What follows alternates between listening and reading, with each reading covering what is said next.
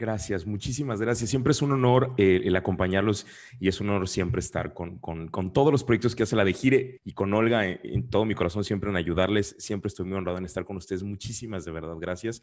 Y vamos a estar un rato compartiendo sobre un tema que creo que nos va a ayudar a reflexionar en el contexto en el que nos encontramos. Es una investigación que ya llevo unos 3 años trabajando en ese tema y que está relacionada con otro proyecto que amablemente a participar también y que va a ser en algunas semanas sobre posverdad, así que ya los invitamos de entrada para que puedan acompañarnos. Vamos a hablar de posverdad en algún momento, así que si les gusta lo de hoy, ¿no? Si les gusta la sesión de hoy, ya saben que vamos a hablar de otro tema en unas semanas. Muchísimas gracias. Entonces empiezo reflexionando dos ideas. Quiero empezar desde mi ámbito, que son los museos, y contarles 3 cosas muy rápidas. Las imágenes que tienen frente a ustedes es la primera versión que se tiene de El Gabinete de Curiosidades construido en un libro. Es la obra de Plinio, la Historia Naturalis, es el tomo que tienen en medio. Y los tomos que tienen a los lados, a la izquierda y a la derecha, son estas reconstrucciones que se van formando con el paso de los siglos. Y esta última dio paso a una idea que era construir un gabinete de curiosidades. Lo que decía Daniel Mayor en aquella época, estamos hablando del 1600, era que el universo entero podía ser construido en un lugar físico, al mismo tiempo que como Plinio lo había hecho en un libro, y pensaba que esta idea de escribir un texto sobre el universo o construir un espacio que reuniera objetos del universo fue el primer proyecto museológico que existe. Los museos nacimos en esta inspiración de reunir el universo en un mismo lugar e investigar sobre él. Así que ahora ven la imagen del Gabinete de Curiosidades, el famoso Ferrato Imperato, ya era una idea primigenia del museo que ustedes y yo conocemos y que tenía que ver con un espacio para investigar. Las colecciones formadas en estos gabinetes se utilizaron primero en las universidades. Nuestra universidad, la Universidad Nacional Autónoma de México, tiene en patrimonio universitario un montón de grupos de gabinetes de este tipo, de colecciones de este tipo, Artificialia, Mineralia, Animalia, etcétera, y que construyeron, digamos, los primeros elementos de la enseñanza de aquella primera universidad. Y es muy interesante cómo esta relación, quería empezar por ahí, en la relación del museo para investigar, no tanto la idea de un museo para ver, sino un museo para tocar el universo y acercarte a él desde diferentes lugares.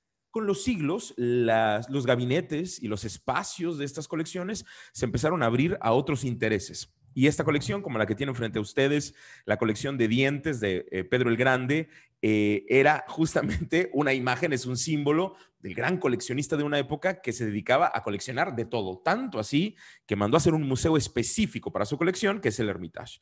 Y en ese mismo contexto, junto con otros grupos de reyes europeos, vamos a encontrar el primer museo moderno, que es el Louvre, y que se abre con la idea de que todos los tesoros, pero también todas estas colecciones que se reunían puedan ser presentadas a los ciudadanos y las ciudadanas y que sean parte de toda la sociedad, y es uno de las grandes claves de la idea del museo. Pero yo regresaría a este tema de cómo es un espacio que reúne objetos para ser observados, para ser admirados, y que simbólicamente tiene esta idea de contener el universo, o una parte de él por lo menos, en un espacio. Así que el Museo Británico y el Met de Nueva York y todos los museos que siguieron en este devenir empezaron a seleccionar qué era el arte, qué era la cultura, que era lo bello, que no lo era, y en esa selección vamos a encontrar la memoria de lo que significa la construcción de un museo y la construcción de la memoria colectiva de los últimos siglos. Pero quiero regresar rápidamente a estas dos ideas, ¿no? El texto escrito y el texto de los objetos. En los museos le llamamos a este ejercicio del texto de los museos la museografía. Básicamente implica escribir con objetos, con ambientes, con colores, con luz, un espacio, y escribir, digamos, un montón de elementos que te permiten acercarte, reflexionar, pensar o mirar de otra manera, ¿no? Y ese ejercicio de museográfico, que hemos dialogado mucho cuando hablamos de museografía desde la teoría, implicaría que los seres humanos tenemos procesos para mirar la realidad, y estos procesos necesariamente están ligados al mirar, pero en un sentido al tocar. Y aquí quiero recuperar dos ideas de neuropsicología que nos van a servir en el viaje que vamos a tener en este tiempo que vamos a estar juntos. Y uno es fundamentalmente el concepto de cómo hay una relación directa entre mirar y tocar desde la neuropsicología. Entonces, Gauck Gazzaniga y un montón de investigadores han empezado a investigar cada vez más profundamente la relación entre lo visual y lo táctil. La experiencia áptica, en ese sentido, tiene una relación profunda a nivel neuronal con la forma como miramos el mundo. Y lo que dicen las investigaciones es que cuando tú observas una imagen, en ese momento el archivo sensorial trae, digamos, al recuerdo de la memoria, cómo se siente ese material, si es frío o si es cálido, cuál es la textura que tenías ahí, e incluso algunas experiencias, es decir, hay una unión entre ambas circunstancias.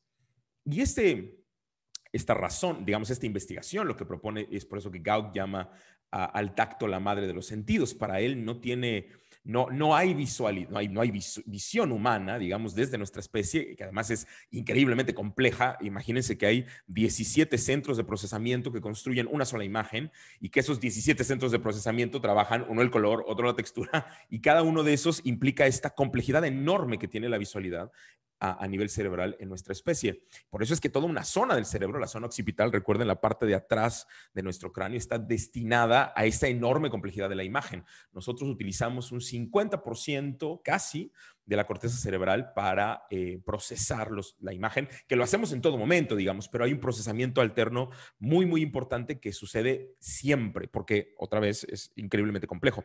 Pero se relaciona en ese sentido en el cuerpo, y por eso hablaba tanto de la corteza, porque hay un cruce entre eso que miramos, las experiencias que hemos tenido y mucho las sensaciones táctiles. Ahora es tan fuerte el tema de las sensaciones táctiles, que lo discutimos la última vez que estuvimos juntos, tenía que ver con cómo construíamos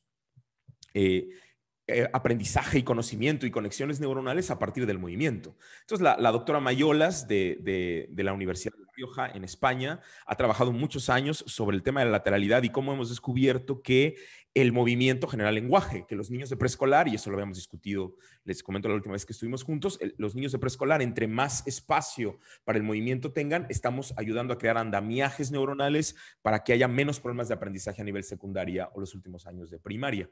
Y a lo mejor esa es una reflexión un poco más innovadora a nivel preescolar, no necesariamente en todos lados, pero sí nos invita a repensar el uso de la corporalidad y cómo nuestro cerebro tiene una relación fundamental con lo corporal, ¿no? Cómo esta construcción del cuerpo calloso, esta red de conexión entre los dos hemisferios requiere en los primeros años de vida un nivel de movimiento enorme.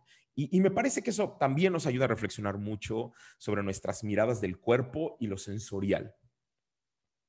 Quiero cerrar un momento en esta reflexión de los museos y el estar y el caminar y el estar en un contexto sensorial, a lo mejor recordando todas estas reflexiones que tenemos desde las pedagogías contemporáneas sobre el entorno del aula, ¿no? Cómo crear ambientes de aprendizaje y cómo el entorno del lugar, la luz, el color, la posición de los muebles se pueden mover, sino que se puede tocar, que no, qué acceso tengo corporal, todo eso determina en uno o en otros sentidos los procesos de aprendizaje, de lectura, de digestión, de procesamiento de la información, y que incluso, como le diría Reggio Emilia, el espacio físico es el tercer maestro.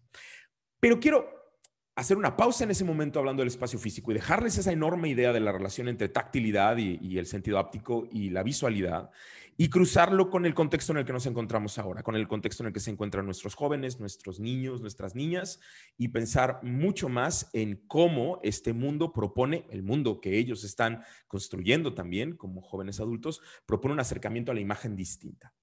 Lo que ven en la pantalla es el primer ejercicio de Nelson Goodman cuando creó el Proyecto Cero en la Escuela de Educación de Harvard, que era una discusión de Goodman sobre la imagen. Ustedes saben que Nelson Goodman ha sido uno de los grandes, junto con Chomsky, uno de los grandes padres del análisis de la imagen en los últimos años. Y claro, un poco yo les diría, lo que vamos a hablar hoy es pensar con imágenes, y yo les preguntaría, ¿qué es lo que ven en la pantalla?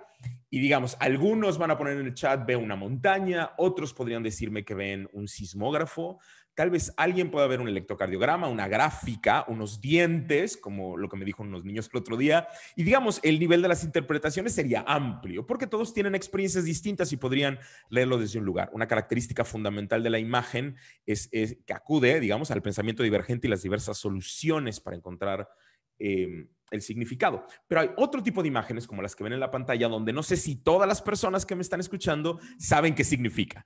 Tal vez algunas personas sí sepan, pero no sé si todos saben qué significa totalmente. Y ese es un tema interesante para poder dialogar sobre cuando yo leo una imagen, también hay un código determinado. Y tal vez si yo soy una persona que digamos, se preocupa por lo menos por cuidar su ropa, entenderá de qué significa esto, pero tal vez no, o yo no me comprometo con ese tipo de temas en la casa y a lo mejor no tengo ninguna idea. Así que hay un código también que me aleja de eso. No sé cuántos estemos cercanos, supongo que algunas y algunos estamos cercanos a esta imagen, pero digamos, el código del genoma también es un código que alguien puede leer con mucha facilidad, pero alguien puede leer no con tanta facilidad porque no tiene esa cercanía al proceso del código. ¿Qué es y de dónde viene? Requiere un contexto para entender qué significa. Y si esto lo llevamos más complejo y lo veo en la idea de la programación, también este mensaje para algunas personas podría parecer totalmente ilegible, pero para personas que programan continuamente o algunos que están aprendiendo programación básica, me dirían rápidamente que es un botón. Y claro, tiene que ver con muchos de los contextos de donde leo. Y quiero utilizar otra vez el tema de la lectura cuando les enseño la imagen de braille, porque también esto es un código. Porque yo puedo sentir con mis dedos una página en braille y no poder codificar, no poder traducir lo que estoy leyendo. Y en muchos sentidos, esta idea del código en estos diferentes niveles que hemos visto y el contexto que necesitan y la lectura que se requiere va a ser, fíjense qué interesante, la reflexión a la que va a llegar el Proyecto Cero en esta investigación de arte que desarrolló Nelson Goodman y que va a, además, a abrir mucho la discusión con Chomsky sobre la idea de nuestra lectura, los procesos de semiótica y todas las cosas que ustedes ya conocen que suceden. Y a lo mejor me dicen, Ricardo, es un tema que ya tenemos bastante pensado, pero yo quería regresar a un poco a repensarlo con ustedes para darnos cuenta del contexto en el que viven nuestros jóvenes y en el que estamos nosotros y nosotras y pensar cómo es que la imagen y esos procesos de interpretación cada vez se vuelven mucho más rápidos, mucho más automatizados y mucho más finos. El maestro Carbonell, el doctor Carbonell de la Universidad de Barcelona, tiene ya, yo creo que 25 años trabajando en temas de hiperconexión. Quiero dar un contexto del tema de la hiperconexión y contarles que en su trabajo habla de cómo la hiperconexión contemporánea ha cambiado los procesos de relación social. Y estoy hablando un poco antes de la pandemia, porque ahora, ustedes y yo, en marzo de 2021, ya vivimos un mundo que ha sido totalmente modificado en procesos de relación social a partir de lo digital. Y en ese contexto es donde justo podemos entender el programa del doctor Carbonell como una profecía, digamos, un poco llevado a cómo lo miramos. Así que hoy el uso de la información, la transmisión de la información, moldea y define nuestras costumbres culturales, nuestra forma como nos relacionamos personalmente y déjenme decirlo también la forma como aprendemos. Y lo estamos viviendo todos los días en lo digital, lo entiendo. Pero quería con ustedes reflexionar un poco desde dónde mira cada quien las imágenes. Porque si Nelson Goodman y Chomsky y tienen razón, esto quiere decir que no todas las personas ven las imágenes de la misma manera porque provienen de contextos distintos y algunos van a tener una cantidad de bagaje de información que les permite construir interpretaciones de cierto nivel, pero hay otros que les faltará, digamos, yo hablaría a lo mejor con la maestra Patricia León, que ustedes saben que admiro muchísimo, un poco hablando del tema de mediación, bueno, mediación cero para personas que necesitan un poco más andamiaje y leerlo de otra forma. Y ahí hablamos de esta tensión generacional que en esta época, en la época que nos tocó vivir, es mucho más fuerte que en otros momentos históricos, ¿no? Especialmente, y quiero decirlo, en el tema de la imagen. Ahí podemos hablar de un proyecto de investigación del MIT, que es el proyecto Transmedia, donde ellos discuten que la comunicación del mundo contemporáneo es totalmente distinta a la que vivieron tus padres o tus abuelos, o muchos de nosotros como yo, hace no tantas décadas. Y yo recuerdo que cuando pasó el terremoto del 85, y algunas personas se acordarán de ese suceso, yo recuerdo que mi mamá y yo y mucha parte de mi familia vimos el noticiario de Jacobo Zabludowski enterándonos de lo que había sucedido. Pero en 2017, al minuto del terremoto, ya teníamos 350 videos en YouTube que contaban las historias, y quiero usar el plural, del terremoto, y no en una sola narrativa, no en una sola voz, sino en esta versión fragmentada de la comunicación, que es los formatos que tenemos ahora. Cada vez la comunicación está más fragmentada, con muchas más voces, en una diversidad mucho más amplia, y ese es el primer punto en el que creo que tenemos que empezar a reflexionar. ¿Cómo entiendo esta diversidad, esta fragmentación, estas múltiples versiones de lo que estamos viendo? Y a esto quiero introducir la complejidad de la web 2.0, este proyecto de pensamiento del Internet, donde no hay estructuras jerárquicas y donde el presidente, el papa, el doctor en ciencias tiene el mismo nivel de voz que mi primo, Manuel,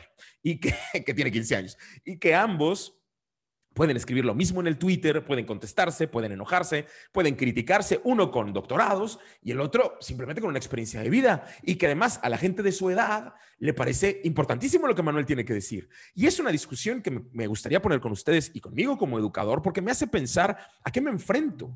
No es lo mismo que pasaba décadas, y sé que lo hemos hablado muchísimo, pero hoy creo que un elemento clave de esa tensión, de ese conflicto, si lo puedo llamar de esa manera, en el sentido de cómo discierno imágenes y cómo me enfrento a ellos, tiene que ver con la lectura visual. Entonces, cerrando con el tema de Carbonell, el doctor Carbonell, les traje algunas de las estadísticas de 2019. Estas no son las estadísticas de 2020. Esto subió exponencialmente, pero yo quería traerles a propósito antes de la pandemia para que vieran cómo estábamos antes y se imaginen cómo vamos a estar ahora, ¿no? El uso de Internet en millones de personas, la cantidad de personas que están conectadas a Internet en este momento en el mundo, que, bueno, en 2019, que era el 59% de la población. Esto subió muchísimo. Y además, la cantidad de horas, ¿no? Como en México somos, en 2019, insisto, uno de los 5 países que más tiempo consume Internet, justo con Brasil, con Sudáfrica, y esto nos hace estar siempre en el top, ¿no? De los países que más consumen Internet más tiempo. Nosotros terminamos 2019 con 8 horas 20 minutos por cibernauta de conexión diaria, cuando el promedio en el mundo estaba en 6:42. Y la idea de tener cuentas, ¿no? Un promedio de 8 cuentas por persona. La idea de tener a YouTube como el segundo buscador más importante después de Google. Esto quiere decir, muchos de nuestros alumnos y alumnas, cuando tú le dices busca algo en Internet, lo que hacen es no ir a Google, como lo haría un grupo generacional específico, sino que lo hacen vía YouTube. Para ellos, el formato de la información no es el texto. El primer formato de la información es un video. Es importante que se los cuente porque es justamente este conflicto y esta tensión que creo que nos lleva a reflexionar desde otros lugares dónde se encuentra la palabra escrita hoy, que ya sabemos que hay muchas circunstancias, y dónde está el gran buscador del mundo que propone las otras versiones que serían los videos. Lo que pasa en un minuto en Internet es altísimo. Entonces, ahora mismo pueden ver una gráfica de lo que está sucediendo. Y creo que la idea misma de presentar esta complejidad del Internet, que de pronto supera mi manera de entender y de visualizar qué significa un minuto en estos números, ¿no? Porque es inalcanzable para mí computarlo, si quieren llamarlo de esa manera, ¿no? Hacer un cómputo, un cálculo de lo que significa, y cómo en este momento hay 208,000 participantes en un minuto juntos, todos en un Zoom como el que nosotros tenemos, y eso es enorme. Entonces, ese sentido de la globalidad también impacta mucho lo que vivimos y lo que hacemos, me parece, como profesores. Ahí les dejé para que le tomen una fotito si quieren investigar un poquito más de todos estos temas que estamos hablando. Siempre voy a recomendar el libro de Gartner del 2014, La Generación App, y por supuesto el libro de la doctora Katie Davison de Ahora lo ves, porque creo que son dos visionarios que empezaron a trabajar ya en esos años sobre estos temas que cada vez, me parece, de manera otra vez profética, nos invitaron a repensarnos de otra forma. Pero quiero hacer una pausa rapidísima y que entremos en una discusión sobre el lenguaje visual. Y recuerden, un disclaimer rápido que por supuesto la doctora Olga ya sabe y todos los que han estado conmigo lo saben. La idea es que esto sea una carrera donde tengas que seguirme, porque lo que quiero es provocar una disociación y que tengamos que estar conectados en este nivel de rapidez. Así que no te me asustes, es normal, es parte de lo que provoco, y lo que quiero es crear muchas dudas y crear muchas cosas que puedas investigar después. No te me asustes en el tema de por qué vamos tan rápido. A veces sí vamos a tomarnos un minuto para respirar, como ahora. Entonces podemos respirar de una manera zen, no te preocupes. Y pensar en una pregunta. Yo quisiera pensar en una pregunta en el uso de la imagen en cuanto a tu vida personal y también en cuanto al uso como un proyecto, una herramienta de enseñanza-aprendizaje. La usamos todo el tiempo y la pregunta es qué discernimientos o qué estrategias, qué variables, qué criterios utilizo para construir la imagen. Y lo que quería traerles son una serie de imágenes que construyen un grupo de amigos artistas, junto con otras personas en Barcelona, y las suben a un proyecto en Instagram que se llama el COVID Art Museum. Y lo que ellos hacen es enviar una convocatoria en Instagram y decir, si tú has vivido esta pandemia tan complicada como el resto de las personas y te gusta, digamos, hacer una catarsis a través de la fotografía, el video, el dibujo, la pintura, la escultura, envíanos alguna de tus piezas y vamos a armar un pequeño museo que va a tratar de proponernos visualmente un diccionario, imagínense, visual de lo que fue la pandemia del 2020. Y nos va a hacer un poco mirarnos desde otros lugares a partir de estos lenguajes de lo que vivimos, de las tensiones que suponíamos que iban a pasar o que no iban a pasar, de las construcciones de la imagen, pero mucho me gusta el ejercicio de un diccionario visual en Internet que simplemente a partir de una colección de trabajos, claro, de algunas personas que son expertas en el tema, pero muchas no, sobre el mundo que vivimos y sobre las cosas de significado que no tenemos. Y recuerdo a Elliot Eisner que siempre decía que el arte nos permite acercarnos y expresar cosas que no se pueden decir a veces con palabras y que es muy potente justo la idea del COVID Art Museum en esta provocación visual que nos hace referenciar inmediatamente lo que está sucediendo. Ahora, ¿cuántas conversaciones puedo crear a partir de estas imágenes? Esa es la primera pregunta que yo quería hacer, ¿no? ¿De qué manera puedo empezar a redialogar o repensar o cuestionar o problematizar la vida cotidiana, la vida diaria en una casa, esta imagen desde lo que estamos viviendo todos los días, a todas horas, en diferentes circunstancias?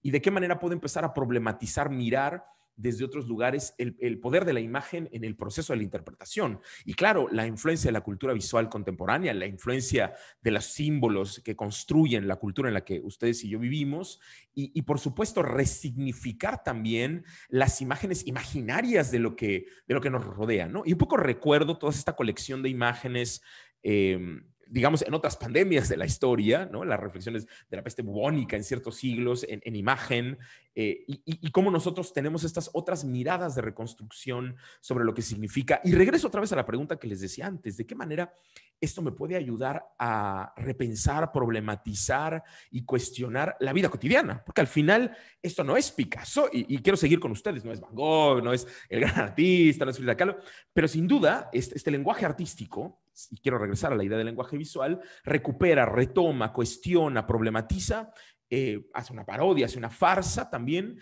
de la misma imagen, y que me parece potente la reconstrucción y el trabajo de la misma en esta colección. Así que por ahí, sí, con mucho gusto les paso después en el chat, pero se los cuento si lo quieren ver más, utilizarlo con sus alumnos. Es el COVID Art Museum y está en Instagram. Lo pueden buscar así, COVID Art Museum en Instagram, y van a encontrar toda esta colección de imágenes.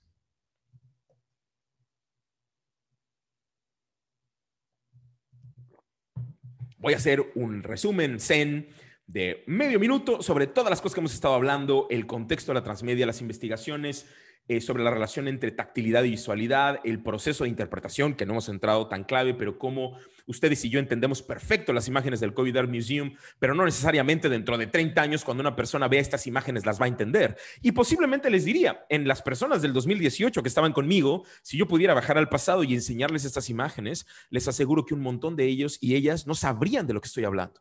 Porque en un sentido les diré, para entender la pandemia, hay que estar en la pandemia. Y creo que el tema de la imagen ahí nos ayuda a encontrarnos una vez más con el tema de las grandes imágenes del arte. Si yo propusiera, hagamos una historia, haz el reto de hacer una historia en 20 segundos con las 6 imágenes que tienes frente a ti, que es un ejercicio que hago comúnmente en storytelling y que les recomiendo hacer con sus alumnas y sus alumnos, a lo mejor algunas y algunos de ustedes empezarían teniendo problemas con el peso del autor, porque sabrían de quién estamos hablando, porque entenderían cuál es la obra y porque les costaría un poco de trabajo, digamos, desmitificarla y construirla con otras imágenes. Otros tal vez querrían empezar de izquierda a derecha, otros no sabían, querrían una instrucción más específica, y tal vez otros, si voy poniendo más imágenes y más retos de este tipo, encontrarían que lo difícil es cerrar las historias o abrirlas o comenzarlas, o hacerlas en grupo es más fácil, e interpretarlas o descubrirlas o inferirlas era diferente.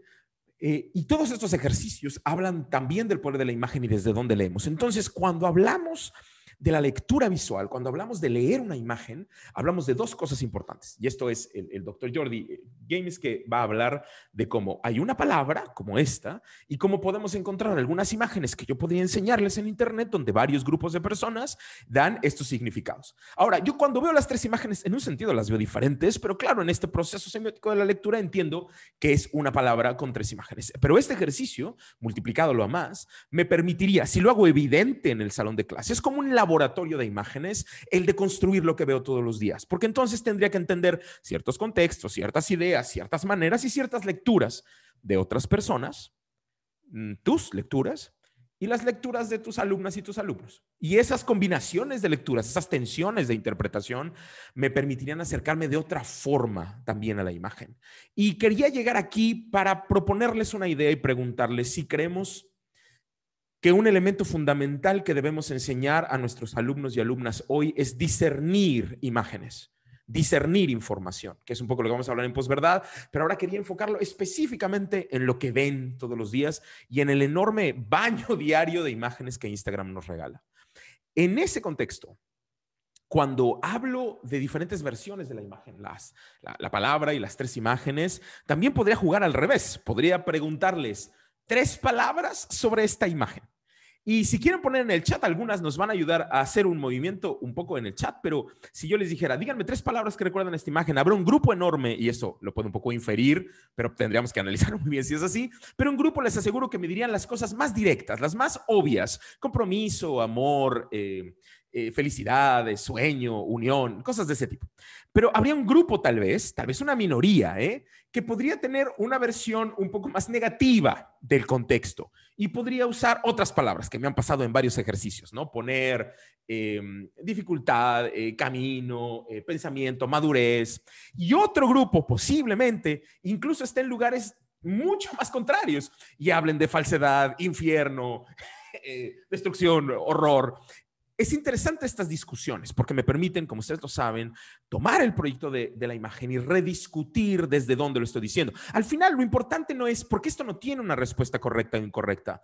Más bien, creo que lo potente es que sea un detonante para la conversación y que podamos llegar a la idea de tener una idea muy crítica de estas posibilidades de significado. Algunos, cuando ven esta imagen, me reconocerían la palabra sala, adorno, tapete, pero muchos en otros lados del mundo lo verían como la palabra oración. Y me parece que ahí estaríamos también encontrando la diversidad del lugar sociocultural de las personas, que nos ayuda a remirarnos de otra manera, ¿no? La obra del artista que ustedes ven al frente, la señorita Sherman, siempre fue una de las grandes provocaciones en el mundo del arte de los años 90, de los años 80, y me parece interesante también la idea de empezar a cuestionar y discutir la fotografía, por ejemplo. Cuestionar y remembrar qué significa, qué estamos jugando, cuáles son los sentidos que le podemos dar y de qué manera qué expresión estoy interpretando y por qué, nos permite conversaciones que incluso me llevan a pensar en aquellos proyectos de Lippmann sobre filosofía para niños desde otros lugares. Incluso podríamos jugar con ese tema.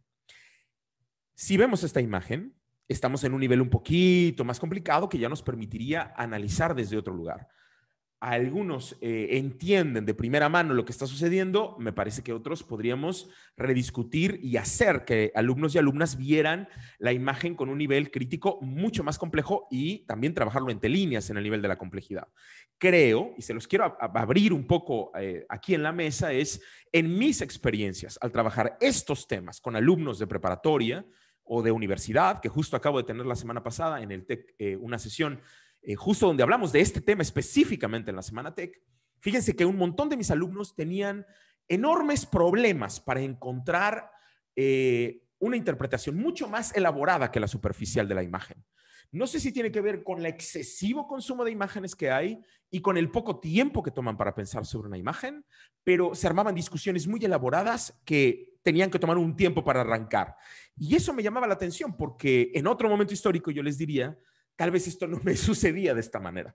Y no quiero decir que sea peor o mejor la generación, simplemente me llama la atención como alguien que trabaja hace 25 años en museos y que trabaja con arte y con interpretación de imágenes en muchos sentidos, cómo de pronto sí hay cambios generacionales y que marcan mucho las discusiones acerca de la imagen. La persona que más trabajó este tema se llama David Perkins de la Universidad de Harvard, tiene un libro, los primeros, en los años 90, El ojo inteligente, que nos hablaba un poco de esto que estamos discutiendo. Y lo que él proponía era cómo nuestro ojo está acostumbrado a ver. Y tengo 3 ejercicios divertidos para ustedes. El primero, nuestra especie humana le fascina encontrarse en lugares donde no está. Es decir, esta idea del espejo y de verme en otro lado o encontrar algo que es como yo, es de las cosas que más le emociona. Entonces, siempre el ser humano está buscando reencontrarse en algún lugar y nos encanta. Por eso es que tenemos películas tan famosas como Toy Story y las películas donde los animales son como personas y nos encanta humanizar a todas las otras especies que podamos y a los juguetes y a los cubiertos y porque es una manera de vernos en el otro y es un ejercicio, pero quiero subrayar esto, increíblemente visual. Y, y ahí hay un tema sobre dónde estamos y sobre cómo nos encontramos en el otro. Y lo subrayo en el contenedor del análisis de nuestra generación centennial porque les encanta verse a ellos mismos. Entonces, quiero subrayar. En el análisis de la investigación que hemos hecho hace 3 años, hemos descubierto que hay un enorme grupo, enorme, una tendencia enorme de más de 8 de cada 10 de los chavos que hemos investigado en varias universidades que están mucho más dispuestos a escuchar a alguien de su edad o algunos años más grande sobre un tema específico que a un experto que tenga doctorado. No quiere decir que todos sean así o todas tengan ese pensamiento. Por supuesto que no, pero hay una gran tendencia a este tipo de cosas. Y lo vas a encontrar en los podcasteros, en los youtubers, en los instagrameros que hacen stories, que cuentan cosas de la vida con un poco de diferencia, 3 años, 4 años o de la misma edad, y que simplemente son estos líderes de opinión que me gusta seguir, porque es, digamos, un poco una nota de la generación que yo traería. Y claro, insisto, no toda la generación, pero un gran grupo de ella, es que le encanta seguir a su igual, al otro que es como yo. Y el par, me parece una complicación, por lo menos a mí, cuando quiero hablar con ellos, porque sé que es mejor que haya alguien de su edad hablando lo que quiero decir y no sé si yo soy tan bien recibido. Y me ha puesto en complicaciones que lo dejo en un lugar para que lo discutamos más adelante y que tiene que ver con cómo encontramos esos vínculos. Y el tema, se los voy a poner muy claro, es YouTube. Los museos tenemos éxito en todas las redes sociales, excepto YouTube. En YouTube somos los peores, todos los museos del mundo. No tenemos ni siquiera el 1% de lo que tiene un youtuber. Y hay un ejercicio, solo uno, que ha tenido éxito y es el caso de una chica que en el Field Museum tiene una serie donde ella presenta cosas de expertos sobre historia natural, pero claro, como es una chica muy joven y su puesto en el Field Museum es la que curiosea, digamos un poco traducido del inglés, pues entonces a todo el mundo le gusta y ella se va al museo y entra a las tripas del museo, a los pasillos de los laboratorios y les cuenta lo que ve y hay como otro discurso. Y entiendo que desde el nivel de los museos hay mucha crítica sobre si esto es funcional o no, pero lo que me impresiona, más allá de discutir si funciona o no, es el nivel de impacto que tiene, porque tiene mucho más visitantes, likes, reproducciones, que cualquier museo que quieras en el mundo con todo el presupuesto. El MoMA, el Met, el Guggenheim, tú pones el nombre, ninguno llega al nivel del proyecto de esta chica. Y eso nos hace pensar otra vez en la imagen. ¿Cómo conformamos diferentes imágenes de nosotros mismos? Y cómo un poco, aunque sé que el contexto sociocultural define lo que leemos en la imagen, también la imagen misma trae una carga potente de dónde viene, quién la hizo y por qué. Entonces, cuando hablamos de cultura visual, y esta es un poco una sesión de cultura visual y quiero trabajar con el gran tema del día de hoy, que es el meme, y presentarles esta imagen híbrida, extraña, de dos cosas que no tienen nada que ver, de dos imágenes que no tienen nada que ver, que no fueron creadas juntas, ni pensadas para estar juntas, que alguien las unió en internet y crearon este monstruo que ha cruzado la mano de millones de cibernautas. Pero esta misma imagen, desde la mirada de la cultura visual, nos puede llevar a una reflexión sobre el poder de la imagen y también la discusión del tema de la construcción de la imagen en la civilización humana. Entonces, cada una de las determinantes, vamos a llamarlo de esa forma, que construyen la imagen misma, me hablan de un lugar geopolítico, de una situación histórica, de una manera de ver la misma imagen. Y quiero subrayar esto de ver al otro, y me habla mucho también de cómo en ese contexto en el que esta imagen era la imagen, se entendía el mundo, por lo menos por una enorme cantidad de personas. Y claro, entiendo que habría otras imágenes posibles, pero en realidad mucho creo que del trabajo de la historia del arte es justo analizar la cultura visual y ver cuáles eran estas grandes tendencias de lo que la imagen significaba y cómo tiene un cargo absolutamente histórico, político, social y muy definitorio de dónde es, ¿no? Y así pregunto también si cuando nosotros vemos un meme o vemos el contexto de nuestro mundo, ¿qué dice las imágenes del mundo en el que vivimos? Y ese es, me parece, el gran tema que yo quisiera traer a la mesa cuando yo tengo que trabajar en la reflexión del aprendizaje del mundo de hoy, por lo menos ahora en el Museo de Ciencias que estoy armando, y como en ese proyecto de ciencias necesito trabajar y mover lo que se está viendo. Entonces, un caso que les traje de ciencias, no les traigo mucho, solo les traigo este para no molestarlos demasiado, es este proyecto de un artista que está basado en la idea de la tecnósfera. Lo que sabemos es que hemos creado tanta cantidad de artefactos tecnológicos que si en algunos cientos de años los extraterrestres efectivamente pudieran venir, en lugar de encontrar bajo la tierra huesos como nosotros encontramos de los dinosaurios, ellos encontrarían este tipo de cosas por millones y millones y millones y millones. No van a encontrar huesos fósiles de los grandes animales, ni siquiera nuestros huesos. Van a encontrar los pedazos de celular, nuestras computadoras, nuestros refrigeradores y toda esa enorme cantidad de toneladas y toneladas y toneladas y toneladas de artefactos a los que le llamamos la tecnósfera. Y que es como esta otra, los que trabajan en biología se acordarán de este tema, no es solo la hidrosfera, la biosfera, la atmósfera, sino también la tecnósfera, es decir, estas enormes toneladas que en el planeta hemos creado. Entonces es un buen elemento para discutir. Pero también creo que en temas de género, esta obra de otra artista contemporánea nos permite analizar las relaciones directas, ¿no? Y aquí la clave muy sencilla es, ¿de qué crees que está esta obra? Y no podemos hacer ejercicio nosotros, pero un poco te dejo la provocación para que veas qué podrías preguntar y a qué discusiones te puede llevar. Y lo llevo un poco más elaborado. ¿Por qué lo relacionas con Blancanieves? Y alguien diría, bueno, porque es el traje que le puso Disney en 1942 en la película. Eso quiere decir que tiene 60 años la imagen de una idea que se fue traducida a un traje real, porque además la Blancanieves original era una caricatura, y esta traducción sigue teniendo una fuerza importante simbólica.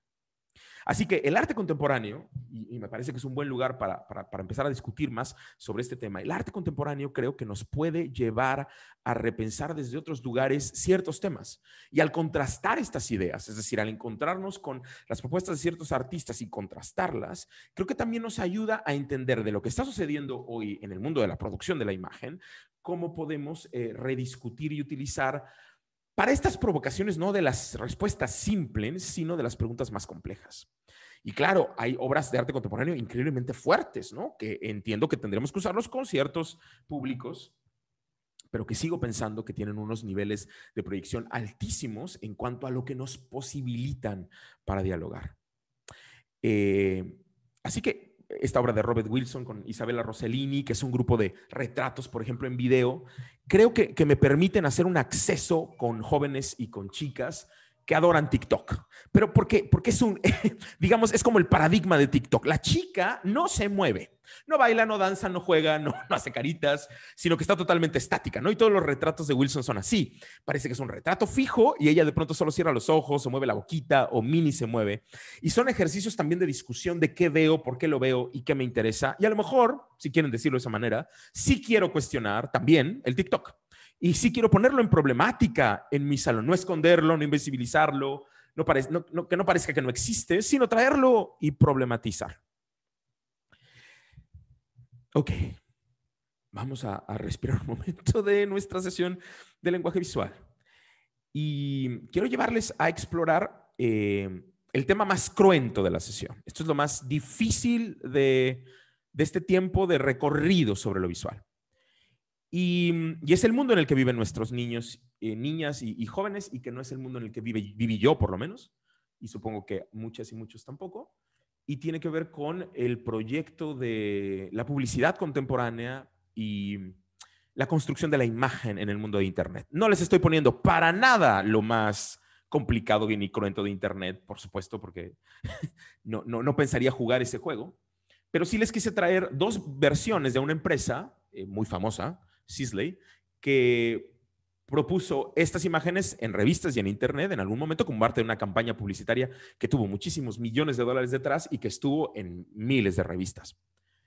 La discusión es muy potente, primero para discernir lo que significa y segundo para entender quién autorizó esto. Se los pregunto a ustedes, ¿no? Porque alguien tuvo que estar en una oficina muy grande con el publicista entrando con esta imagen y diciendo, esta es la imagen de la campaña que queremos decir. Y me parece interesante que la empresa diga, sí, quiero decir eso. ¿Cuántos millones necesitas? Pongámoslo en la revista, autorizado. Hay una discusión interesante ahí que tiene que ver con el tema político, también del uso de la imagen, y ahí entraríamos en las discusiones de posverdad, que vamos a hablar mucho más ustedes y yo más adelante, pero que tienen que ver con, me parece fundamental, y lo creo junto con un montón de pedagogos contemporáneos, en que esto es el tema del que tenemos que hablar y son temas de los que tenemos que abordar con los estudiantes y las estudiantes. La misma compañía, otra campaña, unos meses, me parece que unos meses después, y el mismo sentido del género, del uso del símbolo, la construcción de la imagen a partir de lo que ven algunas jovencitas y algunos no, y claro, estos nichos ideológicos en los que trabaja el Internet, que lo vamos a explorar muchísimo en temas de posverdad. Pero la pregunta es, ¿cómo reaccionamos nosotros y cómo ayudamos a las alumnas y los alumnos a poder tener una mirada más crítica de esto que están viendo? Ese es el punto clave, si me permiten rediscutir hoy sobre la cultura visual, ¿no? Nada es inocente en el mundo de Internet. Facebook anula diariamente X cantidad de millones de cuentas falsas, déjenme repetirlo, millones de cuentas falsas, y tiene que ver con, hay una intención desde muchos lugares para meter información falsa en Internet. Hay muchos diarios que incluso funcionan a partir de tener un encabezado que no tiene nada que ver con el texto de la nota para traer más me gusta. Hay muchas personas que ponen un encabezado que no tiene justamente nada que ver para que haya más likes y para que haya más reposteos, porque no todas las personas repostean conociendo de lo que se trata una nota, y eso nos implicaría o nos invitaría a tener procesos de análisis mucho más críticos en lo que hacemos. Y dos ideas de Elizabeth Ellsworth en ese sentido, y déjenme regresar a esta, es el tema de la ignorancia activa, ¿no? Lo que yo no quiero aprender de lo que me enseñan, ¿no? Y Elizabeth Ellsworth pone un poco en la mesa cuando habla en posiciones de la enseñanza, en cómo cuando trabajamos en procesos de enseñanza hay algunos que dicen, y algunas que dicen, yo no quiero aprender esto, es una cosa que no me interesa aprender. Y por eso ella sugiere este tema de la atención, ¿no? Dice, enseñar no tiene tanto que ver con una falta, sino con la resistencia a tenerlo. Y recuerdo mucho algunas ideas, y pienso en Galeano, y pienso en algunas personas que, incluso un poco parafraseando al director de la OEA en algún momento, que decía, aprender implica dejar. Implica saber que no tengo la versión correcta, implica entender que mis perspectivas no siempre son buenas, y que implica a veces que yo tenía una idea que no era correcta y hay que digamos, tirarla a la basura y recuperar otra. Y bueno, un poco lo contrario que dice Elizabeth Ellsworth es el currículum oculto, ¿no? Lo que aprendo que no me enseña nadie, es decir, lo que está fuera de las manos del profesor. Y un poco la discusión de Elizabeth es, yo llego a pensar que yo tengo el control de todo lo que pasa por la mente de los alumnos, y ya hemos discutido muchísimo que eso, por supuesto, es absurdo, pero aquí lo que me problematiza es que tal vez la voz ajena es mucho, mucho más fuerte que la mía, y que grita unos decibeles a los cuales yo no alcanzo. Hay una competencia injusta y real en este proceso de lo que tratamos de provocar. Y estas imágenes me hacen pensar, y es un poco lo que vamos a ver en posverdad, que hoy en día el mundo de la imagen en Internet es una falsedad. Sí, yo entiendo que ustedes me van a decir, Ricardo, yo tengo una fotografía de 1948 y veo un hecho realidad, y yo les diría, bueno, eso pasó en 1948. Hoy, en el 2021, cualquier fotografía puede ser modificada. Quiero repetírselos, cualquiera. La fotografía no es un testimonio de la realidad, no hoy. Y me parece muy fuerte. Un video no es un testimonio de la realidad. Los videos se pueden hacer, se llaman deepfakes, y es una manera muy fácil de construir videos falsos. Se puede transformar la cara de una persona. Hay un montón de personas, de rostros humanos creados por inteligencia artificial. Y vivo en un mundo donde en realidad la idea de la imagen es una construcción y tiene todo menos realidad. Pero bueno, eso lo vamos a ver en posverdad con más tiempo.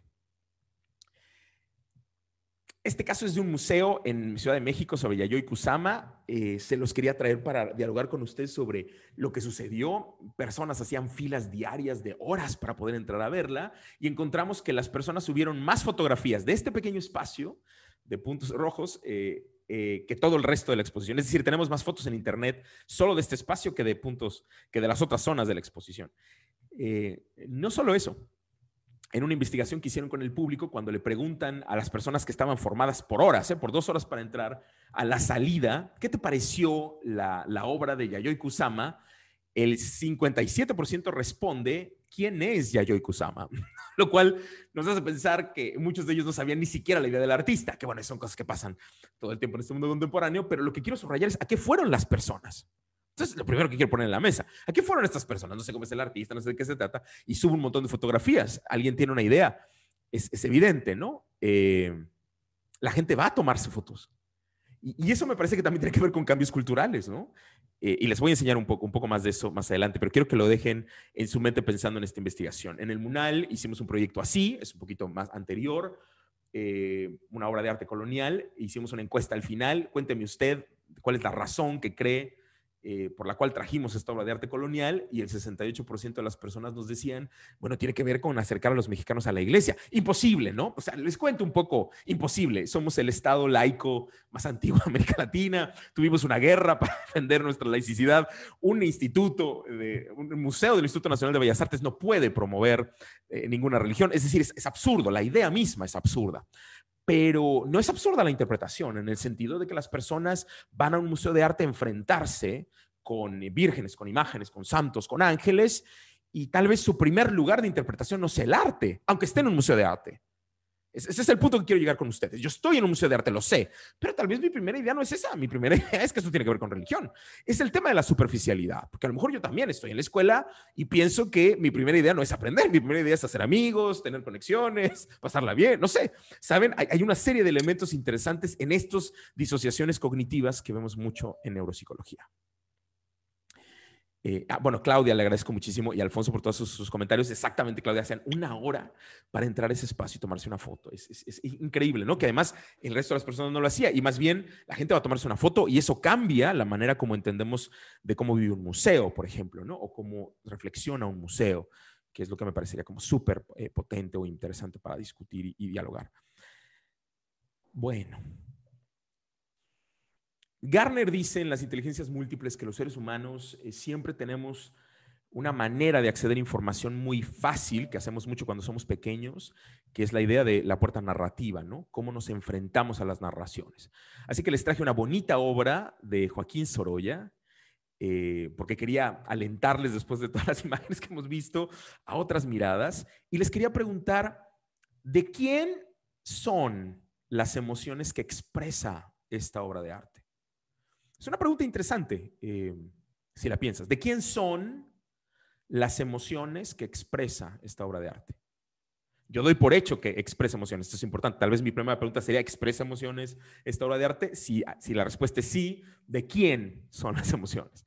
Y vas a encontrar una discusión. Algunos van a hablar del artista, otros van a hablar de mí, otros van a hablar de cómo está, y esa construcción de la percepción de la imagen como inacabada, la imagen como no completa, la imagen como algo que yo tengo que cerrar porque viene de mi experiencia, porque viene que algunas personas van a leer inocencia, pero otras personas van a leer libertad, y otras personas van a leer angustia, y otras personas van a leer porque tiene que ver con desde dónde lo leemos. Y esa es la discusión que hemos tenido, pero me parece importante decir, no está cerrada la imagen. Y que en ese sentido tenemos que discutirlo, el proceso de Magritte. Esto no es una pipa, esto no es una playa, en un sentido. Es decir, sí es, pero no es. Esa construcción de lo que significa para mí la playa es la parte que creo que podemos explotar mucho más. Y no sé si lo estamos haciendo en ese contexto. Yo entiendo que sí, no sé si lo estamos haciendo a ese nivel. El meme. Tengo 3 ideas para entrar al tema del meme. La palabra viene de un libro de Dawkins sobre cómo es, así como los genes nos pasaban el archivo biológico de nuestros padres, el meme es como el archivo sociocultural. Y hay muchos autores que han escrito mucho sobre el meme, les va a parecer increíblemente divertido. Les puse algunos. Brennan habla de algo muy importante que quería ponerles, maestras y maestros, al frente, porque a mí me causa problemas, en el sentido de lo que significa el Internet en mi mundo, ¿no? Por lo menos en el mundo que yo conozco, lo escolar, donde este es un proyecto híbrido que se suelta en Internet y que se transforma en el camino. Es decir, no tiene un final cerrado, sino que es una provocación que yo dejo en el Internet y la gente lo manipula, le cambia cosas, algunas se quedan, pero otras van cambiando, y resulta que al final quedan miles de opciones que no fueron lo que yo quería decir. Así que esta idea, si alguien tuviera la idea de, no, el artista siempre es lo que quiere decir, eso es absolutamente falso y absurdo. Y también yo te diría, tampoco el creador del meme permanece con lo que quiso decir. Lo que quiso decir se quedó en un lugar imposible y hoy se dicen 900 millones de cosas a partir del poder de la imagen inacabada. Era justo un poco la presentación, la apertura para entrar a esta idea del contexto, ¿no? Y cómo es que yo interpreto, otra vez, desde un lugar, pero cierro esto. Y es un ejercicio que sus alumnos y alumnas saben hacer inmediatamente. La idiosincrasia del Internet. El Internet tiene un contexto, tiene una cultura, tiene una manera de ver la imagen, tiene una interpretación de la imagen que a veces nosotros no alcanzamos, que a veces estamos lejísimos de ese código. de ese diccionario del lenguaje. Y les pongo un ejemplo. Nike con su anuncio de Just Do It y el meme que salió después en México que reflexionaba el tema. Es nuestra ganadora, Tara Humara, del maratón. Pero claro, si ustedes no habían visto el comercial y leen, puede ser que haga sentido, puede ser que no haga tanto sentido. Entonces hay un poco un nivel de complejidad y eso tiene que ver con el contexto, ¿no? ¿Qué información tienes para poder acceder y de qué manera lo puedes leer?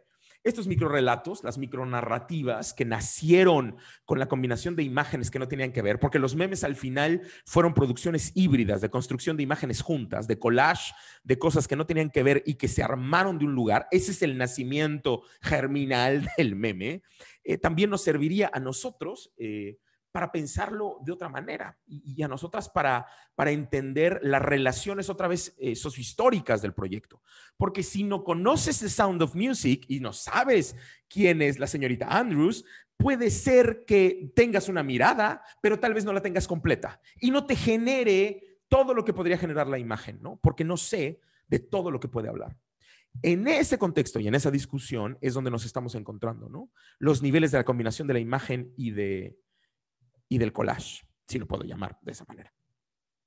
Así que les traje un montón de memes en blanco, es decir, el meme germinal, el meme intocado, el meme inmaculado, para que pudiéramos empezar a discutir lo que significa, ¿no? Las opciones, ¿no? La idea de las opciones y el juego alrededor de la broma de la imagen, el proceso sobre el mismo cómic, que en muchos casos el meme empezó siendo un cómic. Les traje la colección de los grandes memes de las últimas décadas, ¿no? Pero tiene que ver también con cómo si yo entiendo una imagen, ese significado se construye a partir de lo que estoy jugando y que puede haber una decisión o un juego a partir del uso, esa es la pregunta que quería traer con ustedes como expertos, a partir del uso de estas posibilidades también en el contexto del aula. Si yo no he visto Toy Story, es posible que me acerque muy bien a este personaje, pero es posible que no. Y ahí es donde creo que hay muchas posibilidades para reentender, complejizar, problematizar el contexto. ¿Quién va a problematizar el mundo centennial si no es otra generación que tiene un nivel de desconexión tal que puede hacerlo desde fuera? Es decir, es este visitante, ¿no? Este consumidor totalmente ajeno que tiene la capacidad de hablarlo desde cero y que puede ser muy rico además. Me parece el poder de construir la imagen y el poder ir hacia otras miradas de lo que significaría y desde dónde encuentro ese sabor o ese gusto que me lleva a analizar la imagen en el mundo de las imágenes en el que vivimos, ¿no? Así que ya les solté la pregunta. Si no entiendo esta escena, si nunca la he visto, el poder del meme se le huye. Y ahí la construcción de la imagen me parece muy potente. El otro día hablando con una profesora que es muy amiga mía, estábamos haciendo un coaching y claro, yo, acuérdense, estoy totalmente fuera, yo trabajo en museos y me decía, fíjate que les dejé un reto de hacer un video, ay, son tan creativos, lo hicieron tan padre, y un poco yo le decía, fíjate que revisando, me doy cuenta que tus alumnos hacen videos todos los días, es decir, para ellos no es un reto hacer el video, creo que sería interesante hacerlo más complejo, deconstruye el video, quiero que hagas un video, pero que tenga estas características, estas circunstancias, estos enfoques, tantas imágenes, 27 sonidos, 2 listas, haces complejo el proyecto de la imagen, de manera que no es lo simple, que yo estoy muy lejos, por eso me parece maravilloso, pero que puede ser realmente un reto, ¿no? El construir algo que no es necesariamente tan común. Vamos a dejar el meme de lado y vamos a analizar otras imágenes. Les traje algunas imágenes de la revista Time, las 100 mejores imágenes del siglo XX, y rediscutir si esto podría ser un meme. Y bueno, evidentemente, yo me encantaría hacer con ustedes un taller en otro momento presencial donde sacamos las imágenes y hacemos memes de estas cosas, ¿no? Desde nuestro trabajo, desde la idea de la escuela, desde lo que podemos hacer. Y me parece que la idea del ejercicio de utilizar otras imágenes para hablar del meme puede ser muy potente también.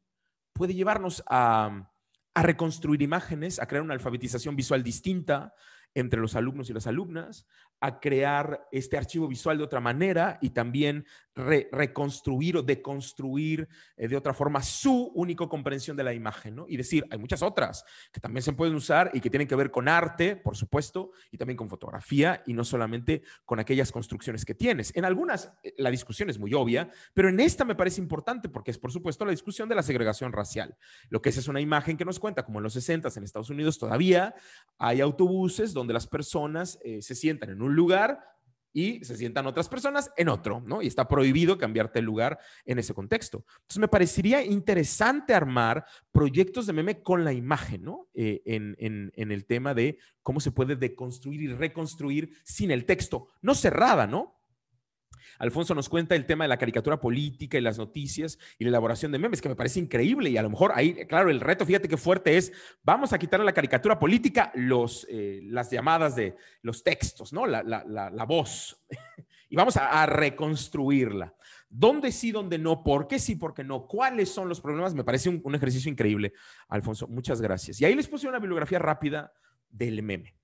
Estamos a 3 minutos de terminar y antes de irnos a reflexionar las últimas ideas, quería promover o pensar en el uso de la imagen y traerles 5 ejercicios de museos que hemos hecho con cultura material. Porque hemos hablado un montón de cultura visual. Yo creo que ya les dejé una provocación súper fuerte con la idea del meme, súper fuerte con la idea del video, súper fuerte con la idea de cualquier imagen se puede deconstruir y reconstruir. Y ese juego, ese ejercicio me parece interesante para llevarlo a otras discusiones.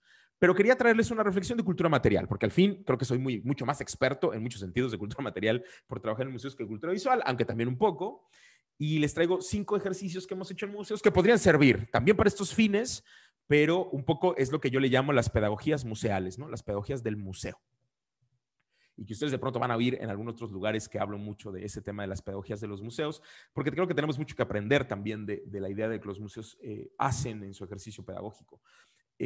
Así que primero quiero hablar de los objetos cotidianos y contarles que en Sinaloa, en el Centro de Ciencias de Sinaloa, armamos este proyecto en la calle que le llamamos el Museo Común, y lo que hacíamos era que las personas que iban caminando, los peatones, les pedíamos que nos dejaran algún objeto que trajeran en ese momento, en su bolsa, en su bolsillo, en su mochila, algo que quisieran donar para hacer una colección, digamos, de la calle, una colección peatonal, y que nos sirviera para hacerlo, ¿no? Es un ejercicio de arte contemporáneo, es un ejercicio de María José Alós, y creo que es muy potente porque nos sirve para ver qué te dejan los alumnos. Y yo tengo una pregunta muy específica.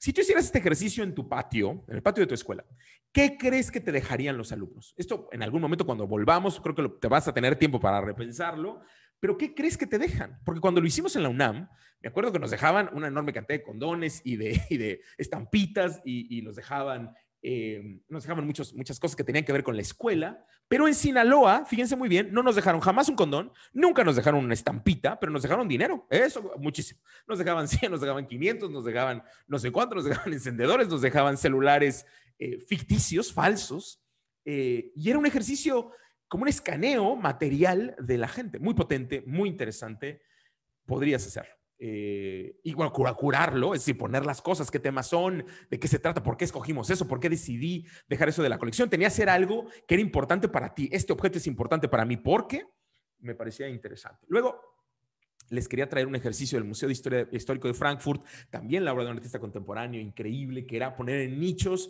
lo que las personas elegían en su casa, ¿no? 32 objetos que elegían de su casa y con esos objetos él armaba estos nichos que un poco revelan quién es esa persona, ¿sabes? Porque la cultura material también habla de quién somos nosotros, ¿no? Y qué preferimos, por qué preferimos esas cosas y qué tenemos en un lugar y de qué manera eso determina cómo vemos el mundo, cómo la casa es un pequeño museo, que es una de mis propuestas más trabajadas, y la museografía me acompaña en todo momento, ¿no?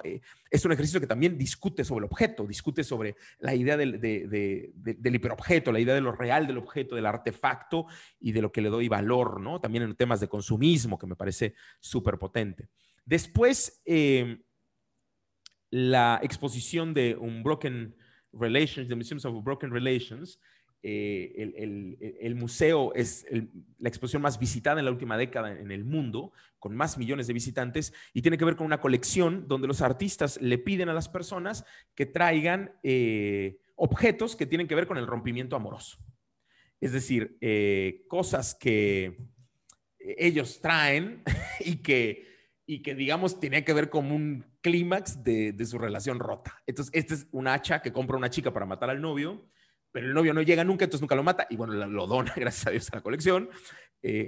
Y otra serie de elementos increíbles que van conformando una exposición, claro, que no la hacen artistas, ¿no? Son personas. Pero otra vez juego en la curaduría, que es un poquito más compleja.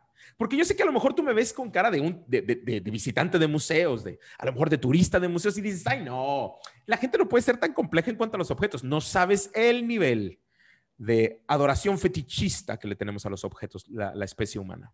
Así que créeme que hay mucho que se puede discutir y mucho que se puede anclar también en la misma idea del objeto y las discusiones alrededor de eso, ¿no? Digo, para discutir más ese tema, ese es justamente el ancla cognitiva de las grandes marcas que cobran por un objeto 27 millones de veces lo que el objeto realmente cuesta. Y es también el proyecto fundamental del mercado del arte contemporáneo, ¿no? El Skirball Museum en Los Ángeles quiso hacer un proyecto para niños súper divertido donde trató de traer un montón de temas sobre un arca de Noé y se dedicaron a hacer puros animales a partir de trabajos de reciclado. Entonces lo que hicieron fue que todos los animalitos que ustedes ven son de objetos que encontraron en la basura, casi la mayoría juguetes, hicieron como una convocatoria para pedir juguetes viejos y armaron estos muñequitos, estas especies del arca de Noé a partir de ese proyecto de reciclado. Y bueno, les traje un ejemplo más específico para que lo puedan ver, como el cocodrilo, que en realidad es, saben, estas ideas, ¿no? Como son los dientes, estas cápsulas de tinta, los ojos están hechos con papel maché, pero con un guante negro.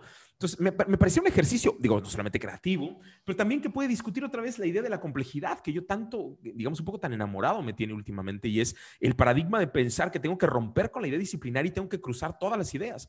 Porque claro que puedo hablar de reciclaje, pero por supuesto que puedo hablar también de expresión, y por supuesto que quiero hablar de medio ambiente, y claro que quiero hablar de especies y de extinción y usar el arca de Noé desde lo sociocultural, pero por supuesto que lo quiero utilizar también hablando de la realidad de mi planeta y desde dónde está. Yo no me quiero quedar en un solo lugar, pero me quiero empezar a construir y deconstruir un montón de proyectos, ¿no? Y un montón de temas que estos detonantes me permitirán acceder a muchos niveles y que sería un poco como el paradigma que me gustaría ver. Como ven, la cebra tiene sus características, lo que ven arriba, por si algunos y algunas no lo han reconocido, son estos ventiladores, no sé si se llaman así, que usan en las fábricas para que entre el aire, y lo de abajo son platos de diferentes tamaños que encontraron en la basura. Entonces, los ejercicios me parece interesante, me parece poético, en el tema de la reflexión poética, mucho en el sentido de Reggio Emilia, pero también en cómo puedo provocar otras cosas, ¿no? Otros proyectos, y me salgo de esta idea de la pintura, por ejemplo, solamente como el único lugar, me salgo de la idea del dibujo como el único lugar para la expresión, y entro a otros temas, ¿no? El performance, la idea del happening y el arte contemporáneo. Y el último ejercicio que les quería traer, el último ejercicio de museos, ahora vamos a platicar un poco más y tengo más imágenes para la discusión de sus preguntas, sería el Ice Cream Museum. Para disclaimer, a muchas y muchos van a creer que es un museo que habla del helado, no los quiero engañar, no es así porque el mundo contemporáneo en el que vives, me da pena, ya no es el siglo XX y la verdad es que tenemos un museo que se llama el Museo del Helado y cuando tú entras habla de todo menos del helado. Así es el mundo ahora y es un espacio diseñado para Instagram. Entonces el museo no habla del helado, sino que hace escenarios. Entonces la gente entra y se toma fotos en un escenario de paletas, en un escenario de una piscina, pero con chochitos de los que le ponen a los helados, y te dan los trajes, y te dan el heladito, y te invitan a que te tomes las fotos, y lo único que haces es tomarte las fotos. Eso es lo que no vas a aprender el helado, ni cómo lo hicieron, ni quién lo inventó. Eso no existe en este museo. Es solo escenarios para tomarte fotos. Yo jamás te diré si es correcto, si es incorrecto, porque esa no es mi posición. Mi posición es problematizarlo contigo. Esta es una realidad. Y miles de jóvenes van a tomarse la foto. Evidentemente entenderás que tiene una edad específica. Entenderás que hay gente de cierta generación a la que tomarse fotos no le interesa en lo más mínimo, pero hay cierta generación a la que tomarse fotos le parece lo suficiente para pagar un boleto de $35, $45. Y hay un grupo de pop art museums como este, el Museo del Ice Cream, un poco llegando a la pregunta de Claudia, está en Miami, pero tenemos 2 proyectos iguales en Nueva York, el Colors Factory, y tenemos otros 7 proyectos en Estados Unidos, y hay otros proyectos en el mundo donde el enfoque fundamental es tomarte una foto. Claro, algunas personas de museos que yo conozco en este momento junto a mí me dirían, Ricardo, y por eso tenemos que poner espacio para tomarse fotos en los museos. Y yo les diría, pues absolutamente, porque los jóvenes y las niñas y los niños con los que tú trabajas les interesa sobremanera tomarse una foto en un lugar. Y puede ser importantísimo para la idea de la conexión del museo que sea así, ¿no? Ahora sí, hemos llegado al momento de las preguntas. Creo que tenemos una preguntita en el chat. Claudia dice, gracias, en Japón hay uno sobre luces visual todo. El de Japón, por si ustedes lo quieren buscar, se los voy a poner también ahí en el link, se llama el Team Lab y tiene 2 espacios en Tokio, están abriendo el tercero, porque es un éxito, Claudia. Porque es un éxito. Y todo el proyecto este que tú conoces del Atelier de Lumière en París, donde viste que pusieron a Klimt y a Van Gogh y que ahora está en la Ciudad de México, tiene el mismo principio de tomarse fotos. Entonces, un poco cuando Carmen pregunta, es interesante ahora, Carmen pregunta ahí, Olga, ¿será conveniente llamarlo museo si solo tomas fotos? Y yo le digo a Carmen, pusieron, creo que en el Monumento a la Madre, fíjate, ahora en la Ciudad de México, este lugar de Da Vinci. Sí, a Da Vinci ahí está. A Van Gogh, ¿verdad? Van Gogh, Van Gogh. Gracias, Olga, tienes razón. A Van Gogh. Pues, ¿cuántas filas y cuántos boletos ya tienen y cómo la gente no va a ir? Entonces, es una discusión muy potente en el mundo de los museos, este sentido de tomarse las fotos. Sí, muchas gracias. Y precisamente el enfoque que se da a la foto, a la imagen, es muy importante en la enseñanza. En mi área, la enseñanza de la historia, lo consideramos fundamental. Revisar fotos sin ninguna descripción para el alumno, para ver qué sensación le despierta, qué está observando, qué está viendo, y a veces trabajar a otros niveles.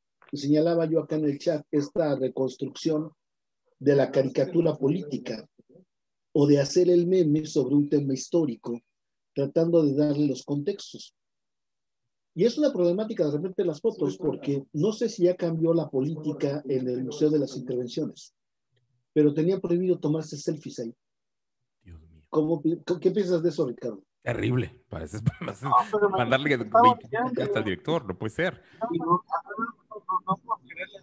Porque se podía jugar muy bien con las selfies y hacer memes sobre partes del museo, ¿no? Claro, potentísimo, ¿no? Si puedo reflexionar sobre lo que nos dice el maestro Alfonso, maestro, me hace pensar en 2 cosas. Y yo le quiero ver, a ver cuál es su pensamiento sobre esta idea. Ya que estoy con mis expertos, a ver si me ayudan.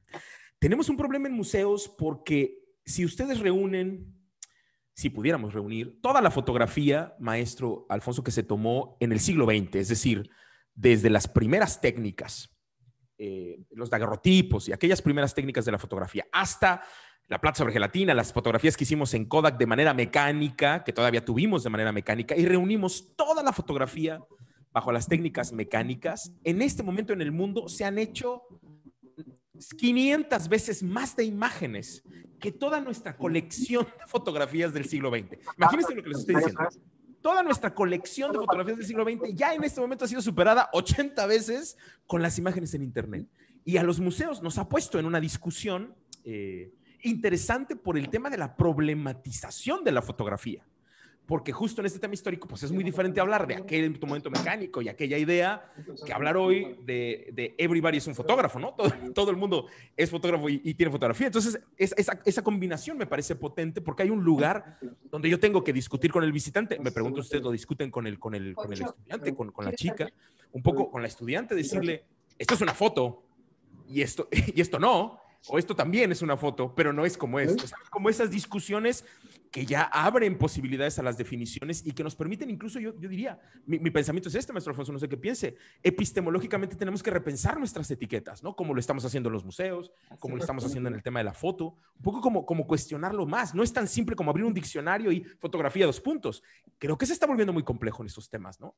Se los quería poner. Sí, modernizar los elementos. Claro. Porque ¿qué sentido le estamos viendo a la fotografía? De hecho, como usted señalaba, esta manipulación de la foto actualmente no es nueva.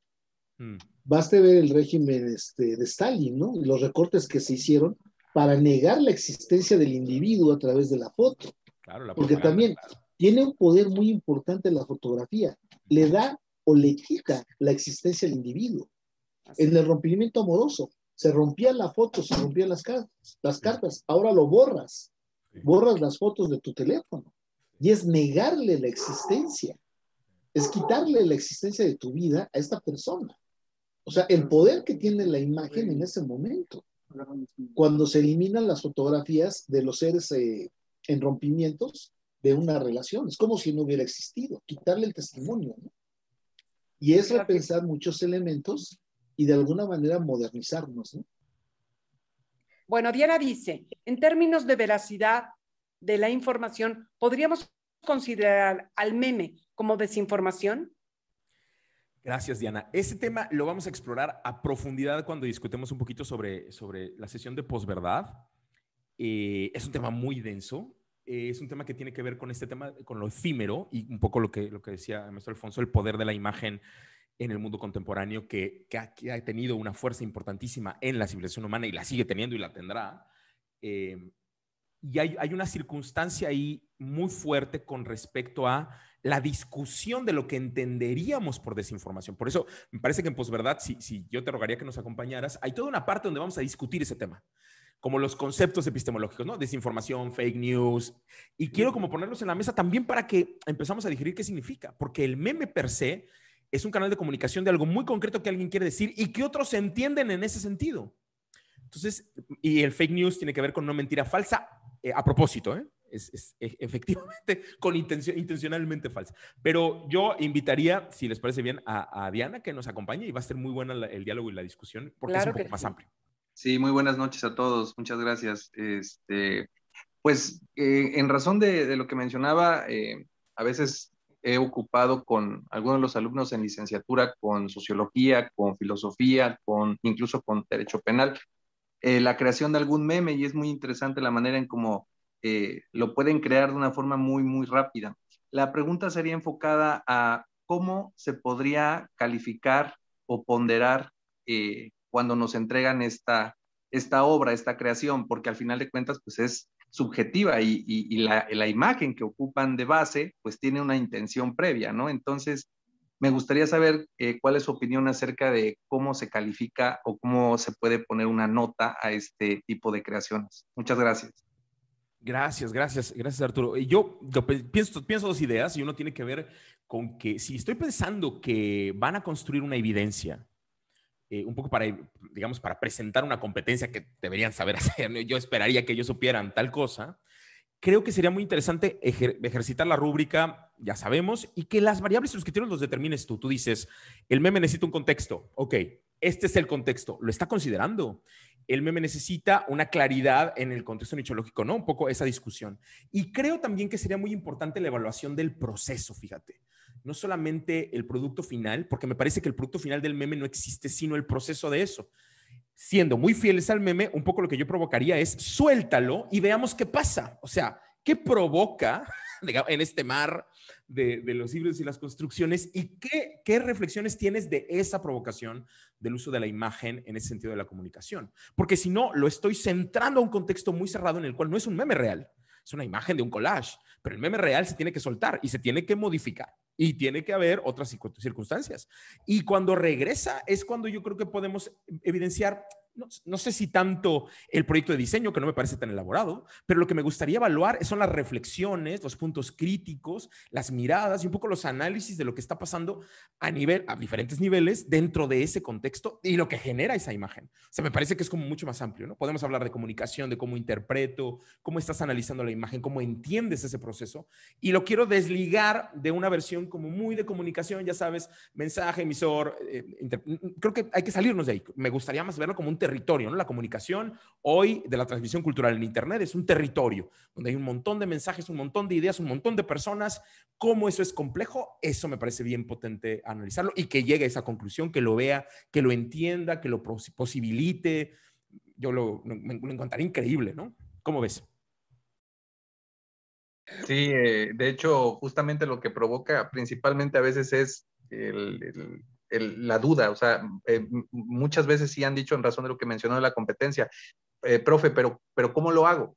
O sea, es que yo no sé hacer memes. Me río de ellos, los entiendo, los comparto, pero no sé hacerlos. Y ahí es donde la respuesta, bueno, es que ese es el proceso de creación y Sí. enfocarlo al tema, aunque como bien ahora nos amplía el panorama, ¿no? No verlo solo como un punto, sino como un lugar más amplio.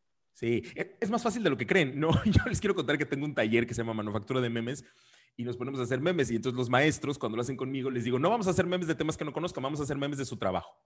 Y entonces ellos ponen cosas del presupuesto, cosas de las vacaciones, cosas de salir, cosas de los alumnos y hacen bromas de eso y de pronto les resulta fácil. Claro, pero es una cosa de práctica y creo que necesitaríamos tomar tiempo para hacerlo, pero digamos, es interesante ese uso de la imagen para expresar algo que no está cerrado. O sea, creo que es todo un ejercicio que habrá que practicar. Yo un poco, nos tomaría más tiempo armarlo así, pero yo creo que, o propongo, que tomemos en cuenta la idea del collage. Número uno, ¿qué imágenes puedes reunir que desde tu mirada ya tienen un proyecto de comunicación? ¿Qué imágenes reúnes en un collage que tú dices, esto ya es provocador per se? Y luego, si le añades un siguiente plano, que sería la idea de un texto, ¿qué otras posibilidades te da para ti? Y entonces tú dices, voy a jugar con este texto y luego voy a poner otro texto y voy a tratar de ver cómo se juega en esta imagen. Y eso, suéltalo. Sí, se terminó, ¿eh? No creas que es mucho más. Eso, suéltalo. Ahora, la reflexión atrás es, tiene que haber un contexto de esas imágenes que creaste en el collage. ¿Cuál es? Me parece interesante saber de dónde las sacaste, por qué las elegiste, cuáles son las ideas y cómo las interpretas tú versus cómo las interpretaron las otras personas. Entonces ya ahí se vuelve como más amplio, ¿no? No sé si pude ayudarte un poco más. Sí, por supuesto. Mañana lo voy a tratar de aplicar a ver cómo me sale. El maestro Salvador Martínez dice, ¿qué tanta veracidad tengo con mis alumnos que solo me conocen como imagen? Qué maravilloso. Qué maravilloso. ¡Qué maravilla, por supuesto! Increíble.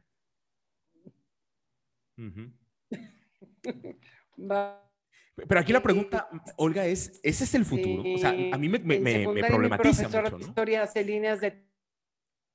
Sí. Sí se oye bien, ¿eh? Ay, gracias. Hay una limitante, dice, del docente al emplear el meme en las sesiones de clase. Pues más bien, Maciel, la pregunta es, ¿cuáles serían tus limitantes, no? ¿Qué tanto problematizas el mundo del Internet? ¿Qué tanto quieres tocar temas que los memes sí tocan? Como bullying, racismo, problemas de género. ¿Qué tanto no te asusta llegar a esas discusiones? O sí.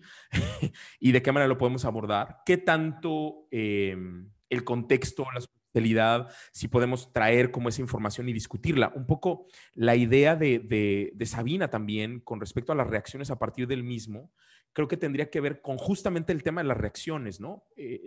La problemática de la posverdad en este momento en Internet se trata de que no somos críticos con la imagen y que tampoco con la información, digamos, ¿no? Pero fundamentalmente la imagen es más fácil todavía que la información, aunque no lo parezca. Y ahí hay toda una discusión también de la lectura de la imagen. Entonces creo que la problematización se vuelve más amplia. Porque al final tenemos imágenes, tú me dices, en la historia, pero también en la ciencia, pero también, y yo te diría, ¿cómo vamos a trabajar un poco lo que decía el maestro hace rato? ¿Cómo vamos a trabajar con la imagen del futuro, no? Porque entiendo que la mirada historicista es muy válida, pero hay un lugar donde tenemos que hablar del futuro. Y ahí es donde me parece que la problemática se vuelve más densa, ¿no? Es muy diferente que yo abra una enciclopedia y enseñe una foto del siglo XIX a que yo diga, oye, esto es lo que está pasando en Marte. Esa es la gran pregunta. ¿Por qué sí, por qué no? ¿Cuál es la fuente? ¿Cómo entiendo? ¿Cómo sucede? Porque hoy es la pregunta básica.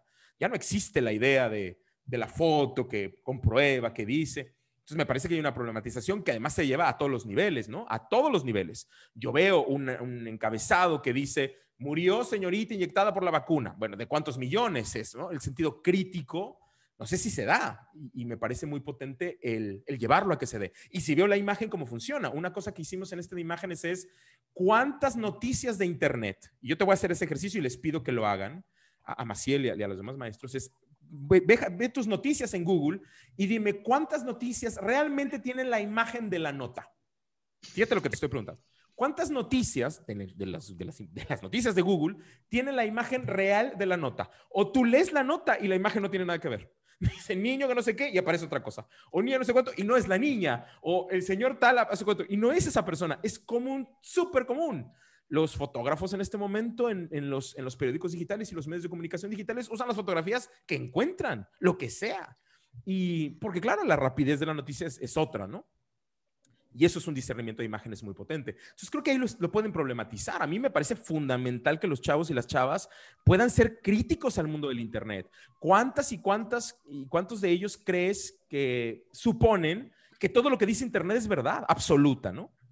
O sea, tenemos un ejercicio divertido de la UAM donde tienes unos papás, los papás dicen algo y los chavos, en lugar de pensar que lo que dijeron los papás podría ser una verdad, lo primero que hacen es escribir en Instagram, oigan amigos, ¿saben algo de esto? Y preguntándole a sus amigos, totalmente devaluando lo que dicen sus papás, pensando que Internet o sus amigos son los que tienen la verdadera respuesta. Es un tema de posverdad que vamos a hablar otra vez, pero es una realidad, ¿eh?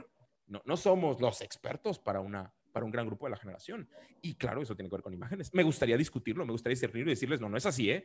Internet, el 30% de la información es falsa o inexacta. Agradeciendo este tipo de cursos, que nos pueden dar mayores herramientas y más para como, pues ya de nuestra edad, ¿verdad? Que no estamos tan inmersos en ese mundo digital, que precisamente es una parte importante de la educación, ya que el mundo digital, como usted lo dice, se relaciona con la parte visual, ¿no? Ahora los estímulos que tienen nuestros alumnos o los estímulos que tienen en su mayoría los alumnos pues son estímulos visuales, ¿no? Que viajan en microsegundos a través de esta herramienta de los memes puede ser una excelente herramienta educativa en donde nosotros como docentes nos podemos usar su mismo lenguaje para crear un aprendizaje significativo. Muchas gracias. Es nada más mi intervención. Gracias. Gracias, muchas gracias, Mariana. Muchas gracias. A ver si alguien más quiere contarnos algo o hay alguna otra preguntita. Aranzazú me dice lo de las nubes. Una cosa interesante, Aranzazú, que te quiero contar ahora que hablas de las nubes, por ejemplo, para problematizar este tema de la imagen, tendría que ver con el algoritmo de Internet para el reconocimiento facial. No sé cuántas y cuántos de ustedes tienen o conocen a alguien que tiene un celular que se enciende por reconocimiento facial. Bueno, pues les quiero contar que un grupo de artistas con un grupo de programadores pusieron una cámara de celular con el algoritmo viendo a las nubes y el algoritmo reconoció a X cantidad de personas. Es decir, el algoritmo reconocía imágenes donde no había rostros, Y claro, tú me dices, oye, qué interesante esto, qué chistosa la inteligencia artificial, qué divertida. Yo te diría, es un problema muy serio porque los celulares funcionan por eso, ¿no? Por una nube, ¿no? Tú lo volteas y se abre el celular pensando que eres tú o no. Y esas discusiones de la imagen, de la tecnología, de la problematización del futuro, me parece interesante en el sentido crítico, ¿no? Que existe muy poco, porque te aseguro que tú compras el celular y no te das cuenta de esto. No lo sabes, no te lo habían dicho, y tiene que ver con estos temas de ciberseguridad, que me parece potente porque creo que ahí es donde justo hay una serie de discusiones interesantes en los museos de ciencia y tecnología, donde trabajamos mucho para reflexionar esos temas, ¿no? Cómo necesito ser un poco más crítico y no simplemente porque me viene una caja bonita y porque una empresa tal me lo da, ya hay un proceso de reflexión sobre lo que está sucediendo en cuanto al uso de la imagen, ¿no? Lo complejo del algoritmo no es tanto que entren o no a tu celular, lo complejo del algoritmo que les quiero contar es que en la investigación del algoritmo resultó que cuando pusieron rostros de seres humanos, por ejemplo, del Amazonas o de tribus aborígenes de Australia, el algoritmo no los reconocía como seres humanos. Entonces, ahí estamos entrando a otro tema, ¿no? Claro, porque es muy compleja hacer una programación así y porque a lo mejor hay un rostro mainstream, ¿no? Un rostro que es el humano promedio y hay otros que, y a esas discusiones también me parece que son interesantes y que están pasando hoy. Entonces, creo que como ven, hay mucho para discutir en el aquí y el ahora, en lo que está pasando en el mundo, que me parece muy potente, ¿no? Bueno, Angélica nos felicita, muchas gracias. Los medios digitales, muchas gracias. Y Consuelo también nos ¿Sabes ayuda. qué dice aquí? Creo que los profesores debemos quitarnos el miedo de utilizar estas herramientas y tener nuevas perspectivas, ¿no? Los medios digitales que utilizan los chicos hay que utilizarlos. Muchísimas gracias, buenísimo. Berta Galindo, ¿quieres hablar con el ponente? Bueno, Berta dice, yo he probado el tema de que presenten un tema específico en video con rúbrica específica y fue un éxito, pero el que ellos generen un meme donde logren expresar algo en especial me parece que será muy atractivo para ellos y se cumplirán objetivos que generarán aprendizajes reales. Muchas gracias, Ricardo. Gracias, Berta, muchas gracias. Estoy por aquí y además de agradecerte, Ricardo, Sí. creo que esto, lejos de buscar cómo colocar en ellos un proceso de aprendizaje significativo, también es como ambivalente, ¿no? O sea, nosotros también estamos en todo este periodo de contingencia y demás, atravesando por una cantidad de retos que más bien han sido oportunidades para crecer en campos que no imaginábamos que tendríamos que cruzar, y que esa frase que usó Olga ahorita de perdamos el miedo, pues profesores de mi edad, profesores mayores, todos debemos de dar el brinco, de perder el miedo, porque es una oportunidad enorme de aprender tantas cosas, ¿no? Y de poder seguir estableciendo esa empatía a distancia. Ay, que es el gran reto, ¿no? Para poder conectar con ellos y sembrar en ellos esto que a lo que venimos a esta vida nosotros. Gracias, Ricardo. No, mil gracias. Y me hace reflexionar, te agradezco enormemente porque estoy totalmente en la línea de lo que tú dices. Creo que totalmente, si vamos a regresar, cuando regresemos, la escuela es otra, ¿no? Eso ya lo hemos hablado muchísimo y los museos son otros y todos somos otros y otras. Pero lo que me parecía interesante y que me hace reflexionar mucho es, a lo mejor yo solo lo pienso como un medio de expresión y quisiera hacerlo más complejo. O sea, de verdad creo que quisiera hacerlo más en el sentido crítico del mundo en el que estamos, más en el tema de la incertidumbre, más en el tema de lo efímero, más en el tema de la construcción de lo que yo entiendo, más en el tema de la idea de cómo estoy en una sociedad que puede pensar X cantidad de cosas sobre la ciencia, sobre cómo se construye la historia en el siglo XXI. Un poco lo que decía Alfonso, que me hace pensar en eso, ¿no? ¿Cómo construyo la historia? Ya no tengo una fotografía que sea real, entre comillas, tengo un montón de voces que construyen de quién, desde dónde se arma ese tema, ¿no? Cuando decía, bueno, se rompe la foto, ya no hay foto que romper, ya todo es una cosa como muy efímera, ¿no? ¿Cómo hago compleja? ¿Cómo esa complejidad la puedo traer a la mesa y un poco ir viendo desde dónde se aborda esa enorme cantidad de temas, ¿no? Y me parecía un poco para construirlo hacia lo que implica este tema del futuro y de los aprendizajes necesarios de las competencias, que al final creo que nos ayudan mucho también pensarlo en habilidades de pensamiento. No quiero que observes, que analices, que le pienses, que lo complejices, no solamente que aterrices en un método. Eso sí, se los quisiera poner en la mesa. No es hoy, día de taller de memes, paso número 1, escoge una foto, paso número 2. Creo que no, hagámoslo muy complejo, muy sin respuesta, ¿no? Un poco en el tema de la frustración y cómo es y cómo llega y cómo lo construyo, me parece que es un proceso bien potente para rediscutir, porque lo van a tomar como muy fácil, es un poco como se burlan de mí, se ríen de mí, ay, jajaja, es un meme, qué fácil, ¿no? Y yo, que soy un poco más, ¿no? Más obsesivo, pues trato de poner unas reglas que los llevan a salir de esa zona de confort, de esa facilidad del lenguaje y a otros lenguajes, ¿no? A otras situaciones que ellos no conocen o que ellas no conocen, y ahí hay una relación potente. Entonces, solamente dejarles un poco más la provocación también de mover la idea solo de la expresión, también llevarla solo al pensamiento, ¿no? Un poco en este ejercicio de vamos a reunir un montón de imágenes. ¿Y esto cómo lo organizamos, no? A ver, armemos discursos visuales aquí, ahora, anda, en el meme o no en el meme. Y ese proceso, la discusión, el por qué sí, el por qué no, qué me llama, qué interpreto, me parece que podría ser súper potente también, ¿no? Mago tiene la voz. Y luego Arturo Aparicio, ¿sí? Muchas gracias. Bueno, solamente felicitarte, Ricardo, la verdad, excelente reflexión, o sea, tu trabajo en menos de una hora, la verdad, en una hora nos llevó a una súper reflexión.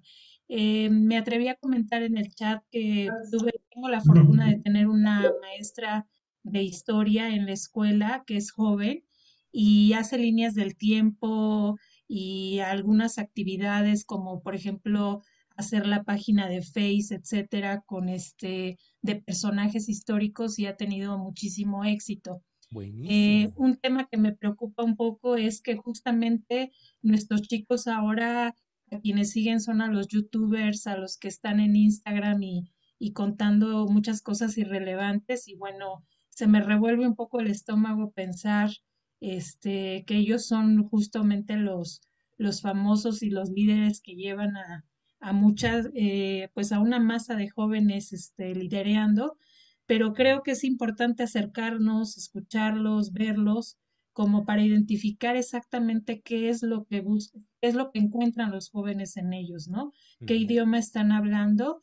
Y cómo nosotros podemos hacer esos cambios. Obviamente no pretendo que nos volvamos em, youtubers o algo por el estilo, ¿no? Ni siquiera la edad me lo permitiría, Por favor, no. pero creo que es importante que podamos darnos cuenta qué está pasando con estas generaciones, ¿no? Y entonces hacer esos cambios en nuestras formas de trabajo o de nuestras técnicas de trabajo en clase, pues para poder tener mayor éxito. Felicidades de verdad por la conferencia. Muchas gracias.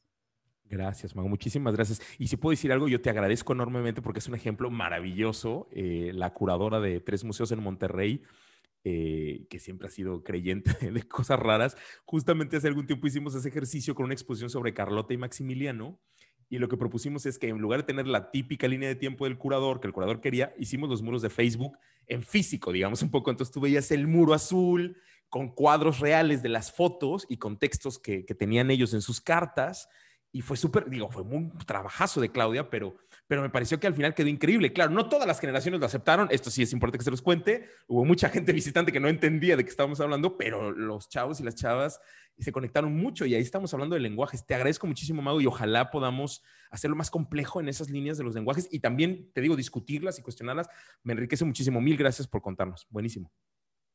Que estas oportunidades de escuchar voces diferentes y voces grandes y voces amenas, creo que siempre abiertas para todo. Es, bueno, lo primero que quería decirte, Ricardo, muchísimas gracias.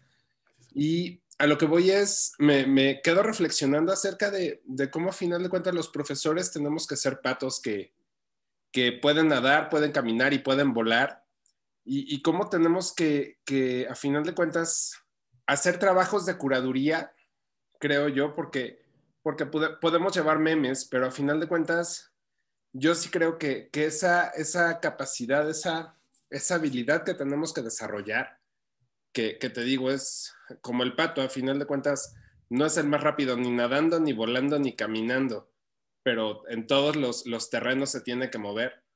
Esa capacidad de poder hacer curaduría de los contenidos, curaduría de, bueno, si quiero que mis muchachos se vayan creando una línea de pensamiento, vayan desarrollando una manera de reflexionar diferente, tengo yo que tener primero esa capacidad de ver hacia dentro de mí, ver qué quiero con los muchachos y poder seleccionar a final de cuentas cuál es la información o el contenido, en este caso el meme, que pudiera funcionar. Incluso hasta si ellos lo diseñan, ¿no? Hacia dónde quiero que vaya. Y creo que cuando nos enfrentamos ante estas nuevas maneras de hacer que nuestros chicos reflexionen y piensen y construyan, va eso, ¿no? O sea, cómo yo, ante algo tan nuevo, cómo yo me meto, aprendo y logro que sea algo útil para todos y aprendamos juntos. Por ahí va mi reflexión. Mil gracias. No, mil gracias, Arturo, siempre. Y está increíble el tema de curar, ¿eh? Bueno, eso me encanta, que es seleccionar, entender desde dónde, por qué lo estás promoviendo.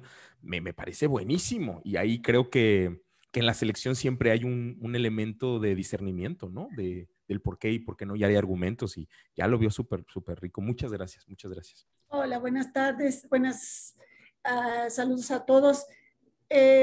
Ricardo, esta parte de la cultura visual que hemos estado escuchándote todo este rato me hace pensar en que es una forma de estrechar la comunicación entre generaciones.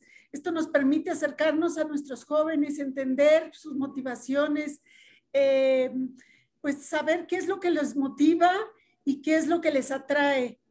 A mí me encanta todo esto, que los chicos de pronto están entusiasmados, este lenguaje que a veces nosotros no estamos tan al día con lo que ellos tratan de, o en el sentido en que ellos lo toman, pero me parece que es un recurso fabuloso que podemos todavía utilizar en pro de nuestras clases y sobre todo para acercarnos en esta parte de la comunicación con nuestros chicos.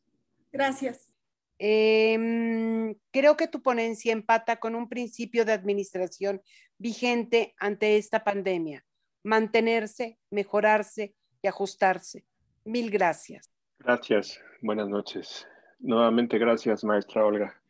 Pues, Ricardo, te agradezco mucho. Fíjate que pusiste en evidencia mi ignorancia perceptual y te lo agradezco mucho. Creo que hay mucho a qué entrarle para ver las imágenes mucho más fuertes, mucho más potentes, mucho más ricas, ¿no? De lo que las vemos. Y bueno, me moviste el tapete mucho en eso y te lo agradezco. Si yo tuviera una agencia de publicidad, lo primero que haría sería contratar a los chavos que hacen memes, ¿no? Que hay una creatividad brutal en esto, ¿no?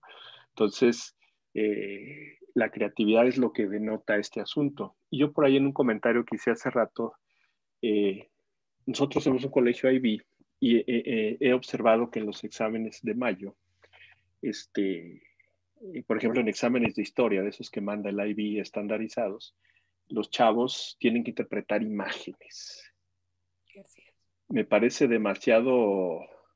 Cuando lo vi por primera vez me pareció raro, ¿no? Pero ahorita con lo que explicas empiezo a entender el por qué. Como parte de su evaluación hay que aprender a interpretar imágenes que tienen que ver con los contextos, con las situaciones socioemocionales, con si se haya comprendido y más allá, ¿no? ¿Qué recomendación nos podrías hacer tú a nosotros los profesores en este sentido? ¿Ves viable que parte de la evaluación tenga que ver con la interpretación de imágenes? ¿Cómo lo ves? Yo te agradezco muchísimo, Arturo. Yo creo que es un ejercicio fundamental, por lo menos en mi experiencia en museos. Mucho del trabajo que hace la educación en museos tiene que ver con claramente criticar. Un poco les contaba, no es tanto vender que se vuelvan pintores o que digamos que hagan proyectos de arte, sino más bien es cómo pueden acercarse a las imágenes y un poco discernir y leer las diferentes interpretaciones. A mí me parece interesantísimo la idea de que ya, por ejemplo, como piedra fundamental, cuando yo hablo de interpretar imágenes, no hablo de una mirada, ¿no? Hablo de muchas.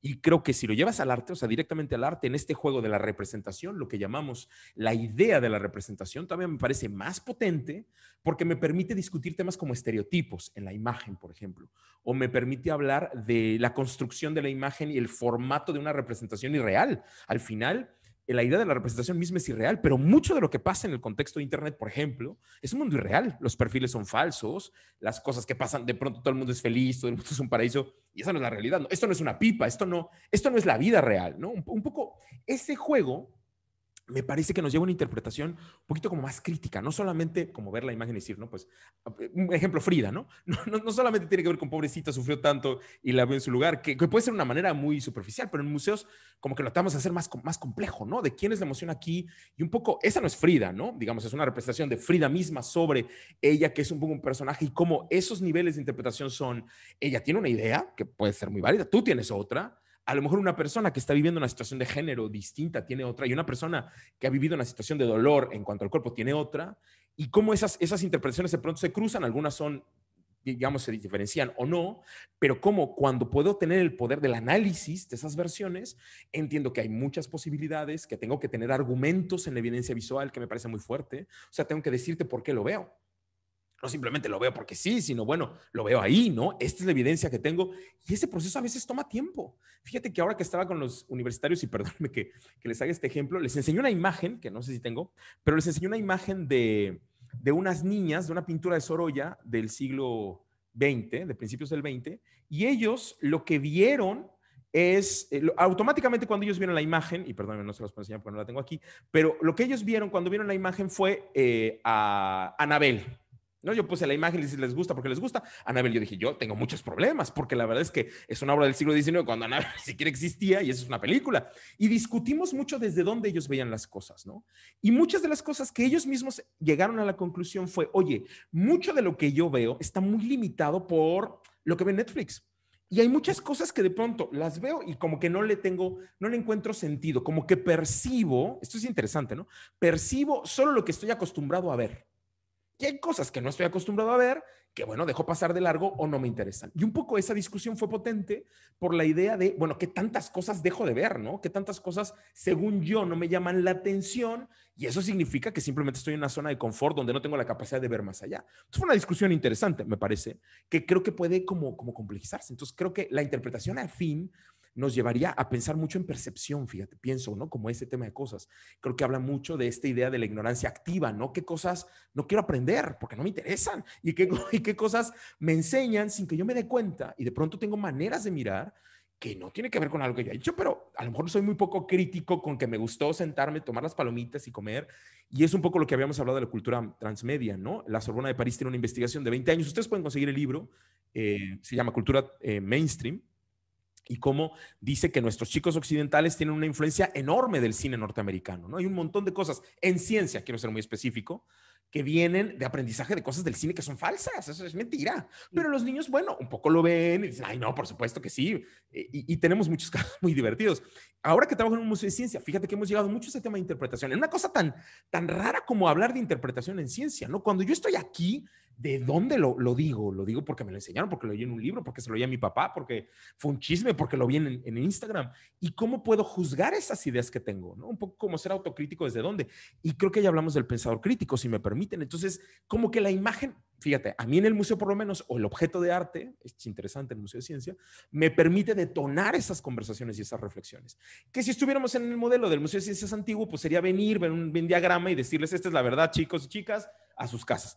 Y creo que estamos en un momento histórico donde eso ya no es funcional, donde creo que hay que como que pensar mucho de dónde pienso las cosas, no solo porque me lo dijo alguien, ¿no? Algún experto, sino por qué lo cuestiono, desde dónde lo cuestiono y qué razón tengo. Me haces pensar en todas esas ideas. Perdón que me tardé un poco más, pero por ahí me moviste las ideas. Muchas gracias. Qué maravilla. Muchísimas gracias. Saraí, por favor. Sí, claro. Sí, a mí también ahorita esta última reflexión me hizo volar muchísimo.